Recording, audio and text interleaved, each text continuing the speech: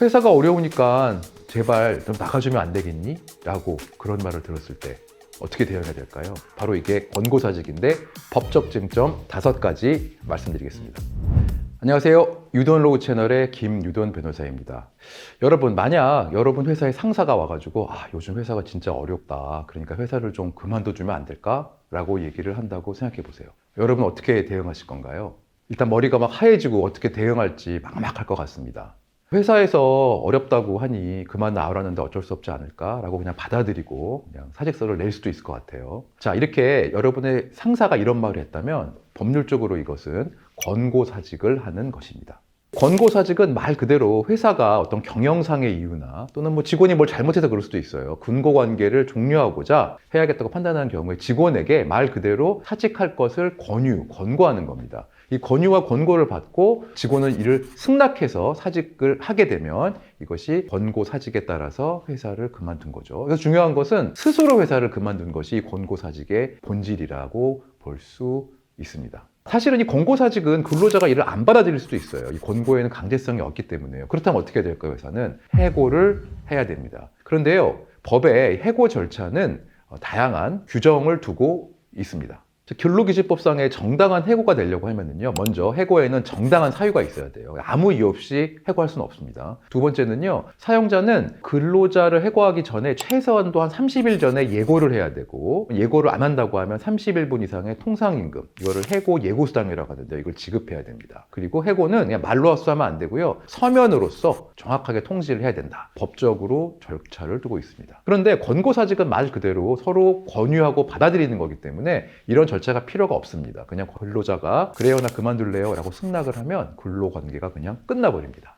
자, 이렇게 권고사직을 받아들이면 어떠한 법률 효과들이 있는지 한번 살펴볼게요. 첫 번째, 일단 근로관계가 종료됩니다. 이건 말 그대로 민법상 계약이 합의로 해지하는 것과 똑같습니다. 그런데 이제 해지할 때 보통 사직서를 받거든요. 근데 이때 중요한 거는요, 사실은 권고사직은 자기가 자발적으로 사직한 것이 아니라 회사의 권고로 사직하는 거잖아요. 그러니까 사직서에 회사의 권고에 따라 사직한다는 뜻을 명확하게 남겨서 사직서를 제출해야 됩니다. 그래야지 나중에 혹시 생길지 모르는 법적 분쟁의 중요한 증거 자료로 사용할 수 있습니다. 이 점 아주 중요합니다.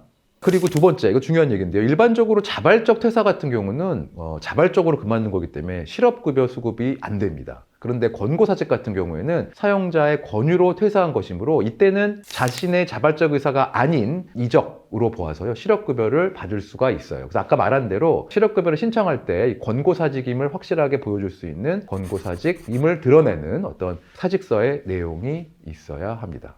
반면 요즘에 이런 경우도 있어요. 자의로 그냥 사직하면서 저 그만둘래요. 근데 저 실업급여 받을 수 있게 권고사직 형식으로 처리해 주시면 안 돼요? 이렇게 말하는 직원도 있어요. 또 그 말을 듣고 그걸 또 해주는 경영자들도 있는데요. 하지만 이는 엄밀히 말하면 실업급여 부정수급으로 회사와 근로자 모두가 처벌될 수도 있어요. 받은 금액의 몇 배를 토해내야 되는 사항입니다. 그래서 이런 거는 하면 안 됩니다.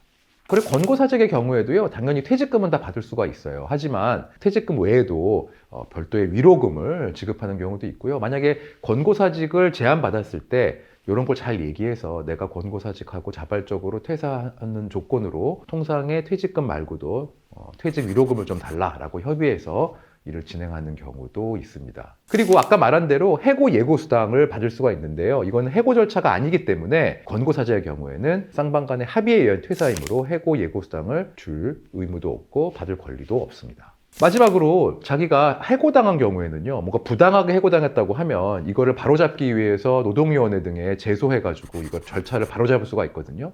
부당 해고 신청을 해가지고요. 하지만 이렇게 권고사직을 한 경우에는 나중에 권고사직에 있어서 억울한 점이 있다고 하더라도 부당 해고 구제 신청을 할 수는 없습니다. 자, 지금까지 이렇게 권고사직에 대해서 좀 알아봤는데요. 말 그대로 권고사직이 어떤 합의에서 이루어졌음을 증명하기 위해서는 서면 합의서나 사직서에 권고사직임을 명시하는 것이 아까 제가 중요하다고 말씀하셨잖아요. 한편 이렇게 했다고 하더라도 권고사직 과정에서 근로자가 자발적인 동의가 없었고 어떤 강압이나 심지어는 어떤 협박 같은 경우가 있어서 이런 것 때문에 어쩔 수 없이 권고사직에 사인을 했다고 하면 사실 이거는 권고사직이 아니라 해고의 실질을 가진다고 봐가지고요, 법적으로 구제를 받거나 또는 다른 어떤 절차를 진행할 수도 있습니다. 사실 변호사로서는요, 어떤 권고사직을 제안받았을 때 그걸 쉽게 받아들이지 말고 본인이 만약에 스스로 이거를 퇴사할 생각이 별로 없었다고 하면 저는 권고사직은 좀 받아들이기가 싫고요. 혹시 회사에서 꼭 같이 일할 수 없다고 한다면 해고 절차를 진행해 주십시오 라고 말하는 것이 근로자 입장에서는 더 안전한 방법일 것 같습니다.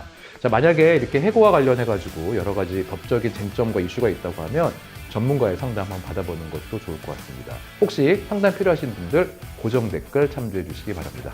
자, 지금까지 유돈로우 채널의 김유돈 변호사였습니다. 이 영상이 도움되셨다면 구독과 좋아요 부탁드리겠습니다. 감사합니다.